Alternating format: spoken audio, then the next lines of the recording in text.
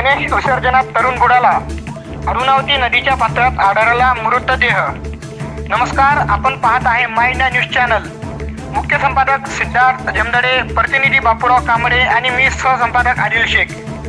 मानोरा तालुक्यातील वरोली येथील एका तरुणाचा घरगुती गणपती बाप्पाच्या विसर्जनात मानोरा स्थित अरुणावती नदी पात्रात बुडून वाहून गेला.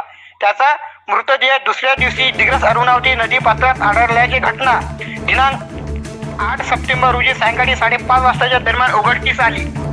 पोलीस सूत्रांकडून मिळालेल्या माहितीनुसार मृतक मृत्युंजय राजेश राठोड, वय 26, राहणार वरोली सेवादास नगर, हा दिनांक 6 सप्टेंबर 2025 रोजी सकाळी 9:30 वाजता गावातील घरगुती श्री गणेश विसर्जनासाठी वरोली स्थित अरुणावती नदी पात्रात गेला होता.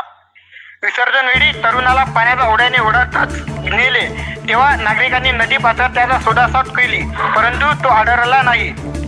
तेव्हा पोलीस स्टेशन मानोरा यांनी दिग्रस पोलिसांना माहिती दिली की तरुण हा मानोरा तालुक्यातील वरोली अरुणावती नदी पात्रात वाहून गेला आहे. आपल्या परिसरातील मोरखेड अरुणावती नदी पात्रात त्याचा शोध घ्यावा. तेव्हा सहाय्यक पोलीस निरीक्षक प्रसेनजीत जाधव पोलीस ताफ्यासह घटनास्थळी पोहोचले. तेव्हा त्यांनी नदी पात्रात बोटीद्वारे शोध मोहीम राबवली, तरी काही आढळले नाही. तेव्हा अचानक शोध मोहिमेत त्यांना नदीकाठी मृतदेह पाण्यात तळताना दिसला. बुडून करून अंत झालेला तरुणाचा मृतदेह 2 दिवसांनी आढळला. घटनास्थळावरून मृतदेह दिग्रस ग्रामीण रुग्णालयात आणण्यात आला.